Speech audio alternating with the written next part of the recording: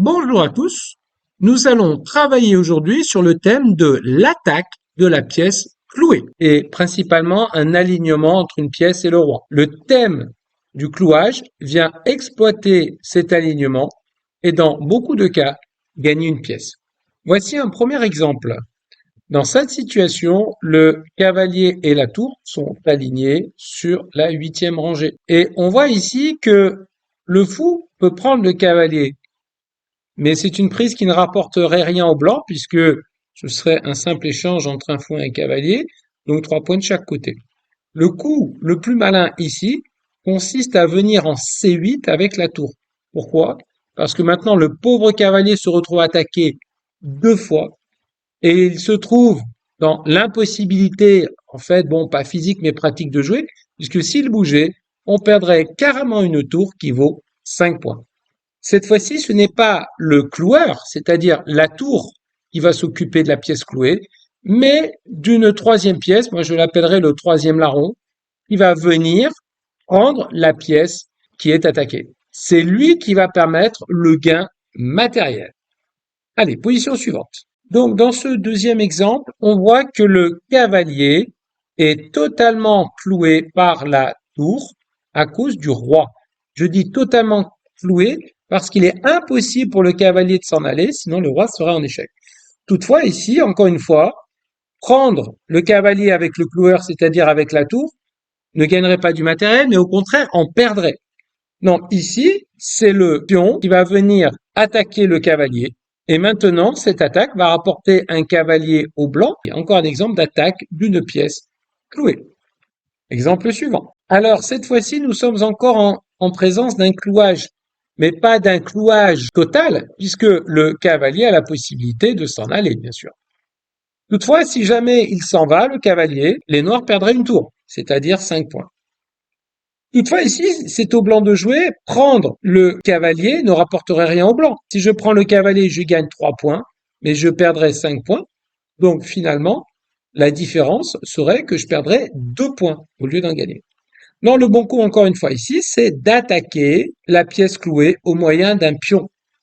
Le pion, c'est la plupart du temps la pièce la plus efficace pour attaquer une pièce déjà clouée, parce que dans certains cas, le pion peut être perdu, mais comme le pion ne vaut pas grand-chose, cela assurera un gain matériel. Par exemple, ici, si je rajoute un pion dans la position, on voit que le fait de jouer le pion assurera quand même au blanc un gain matériel, puisque c'est le pion qui va se charger de prendre le cavalier. C'est le troisième larron qui va attaquer la pièce clouée. Exemple suivant. Alors, nous avons vu aussi au cours de notre première leçon sur le clouage que une des causes possibles d'un clouage, c'est une menace de mat. Ainsi, on voit dans cette situation que si un jour la tour arrive sur la huitième rangée, le roi noir sera échec et mat. Pour le moment, il ne peut pas s'y rendre puisque le fou fait barrière. Mais justement, ce fou, il est vulnérable. Et il est vulnérable au pion. Parce que si le fou s'en va, par exemple, en prenant le pion, c'est échec et mat. S'il ne s'en va pas, si par exemple les noirs veulent sortir du réseau de mat, eh bien, ce pion assurera le gain d'une pièce pour les blancs. Ici, la cause du clouage n'est pas une pièce derrière, ce n'est pas un roi, ce n'est pas une autre pièce, mais c'est une menace de mat. Mais l'attaque de la pièce clouée fonctionne tout aussi bien. Exemple suivant.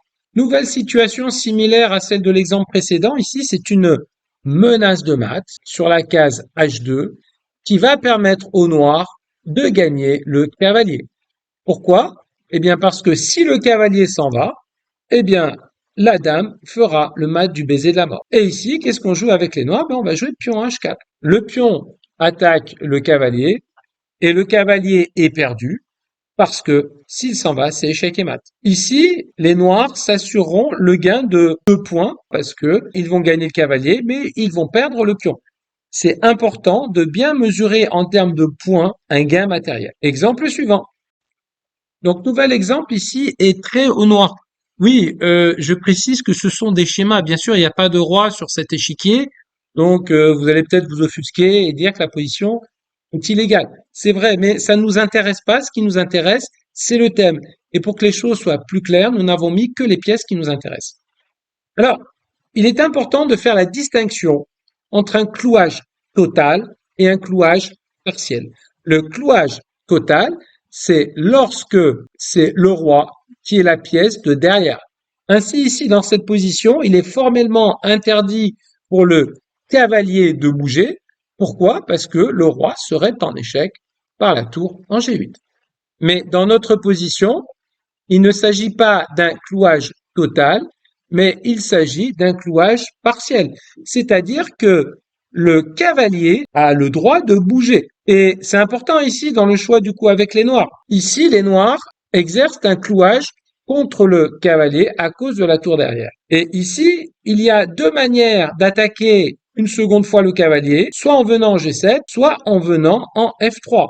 Et il faut faire le bon choix. Si vous venez en F3, eh bien les noirs peuvent s'en sortir en faisant partir le cavalier en E2, puisque le cavalier va s'en aller en protégeant la tour, ce qui fait que dans cette position, les noirs n'auront aucun gain matériel. En revanche, si les noirs jouent le coup tour F, G7, à ce moment-là, ils feront ce qu'on appelle un doublement sur la colonne G et ils vont s'assurer le gain du cavalier. Parce que si le cavalier s'en va, à ce moment-là, le cavalier sera perdu au second coup grâce au doublement des. Exemple suivant. Dans chaque situation, il faut toujours tenir compte des répliques possibles de l'adversaire. Ainsi, il faut faire toujours attention à tous les échecs possibles. Dans cette situation, les noirs clouent le cavalier à cause de la dame. Pour le moment, la dame ne peut pas prendre le cavalier puisque, au contraire, les noirs perdraient beaucoup de matériel. Donc, pour gagner le cavalier, il faut attaquer une seconde fois. Qui va s'en charger? La tour. Et elle peut le faire de deux manières. Soit en venant en F5, soit en venant en H. Il y a un bon coup. Par contre, l'autre est un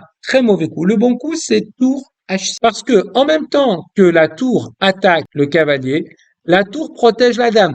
Et c'est quelque chose de très important. Et là, le cavalier est perdu. Les noirs vont prendre le cavalier au prochain coup, soit avec la tour, soit avec la dame. En revanche, si les noirs attaquent le cavalier par F5, eh bien, dans ce cas-là, la combinaison va se retourner contre les noirs, que les noirs font un terrible échec intermédiaire. Les noirs prennent le cavalier, mais ils vont perdre la dame. Et oui, parce qu'il faut se méfier. Certains clouages sont des attaques à la découverte déguisées. Ici, dans cette situation, il y a un vis-à-vis entre la dame et le cavalier. Certes, le cavalier est cloué, mais d'un autre côté, la dame exerce une pression sur la dame noire. Ainsi, si le cavalier s'en va, la dame noire sera en prise par la dame blanche. Et s'il s'en va en faisant échec, eh bien, la dame noire sera capturée. C'est pour ça qu'il était important ici de venir avec la tour H6, parce que maintenant, si cavalier D7, les noirs prennent simplement le cavalier et la dame noire est protégée. Exemple suivant. Alors, ce nouvel exemple ressemble bizarrement à l'exemple précédent, puisqu'on retrouve ici un petit peu ce vis-à-vis entre les deux dames. Et la question est la suivante. Comment attaquer la tour? Est-ce que ça fait une différence? Est-ce que je peux attaquer par H6 ou est-ce que je peux attaquer par F5? Est-ce que les deux fonctionnent ou alors est-ce qu'il y en a une qui est bonne et l'autre qui n'est pas bonne? Ici, dans cette situation, la bonne attaque, c'est tour F5. La tour est attaquée deux fois par la dame et par la tour. Et si la tour s'en va, de quelque manière que ce soit, par exemple en prenant la tour F5, la dame blanche est perdue et les noirs ont gagné 4 points. En revanche, si les noirs préfèrent jouer l'attaque par H6, eh bien les blancs ont une défense. Ils peuvent retirer leur tour et protéger la dame, ce qui fait que les noirs ne gagnent pas de matériel puisqu'il s'agit d'un simple échange de dames. Exemple suivant. Enfin, pour notre dernier exemple, on va étudier ce clouage, un clouage total, puisque la tour ne peut pas bouger à cause du roi derrière. Eh bien, ce clouage va permettre dans cette situation au noir de forcer un échec et mat. Alors, je pense que vous avez tous deviné, il faut attaquer une nouvelle fois la tour blanche. Qui va s'en charger? Il n'y a qu'une seule pièce, c'est la tour noire.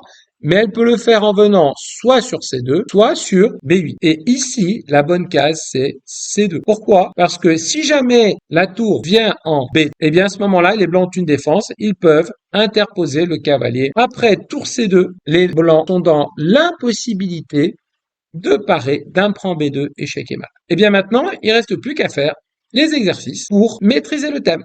À bientôt!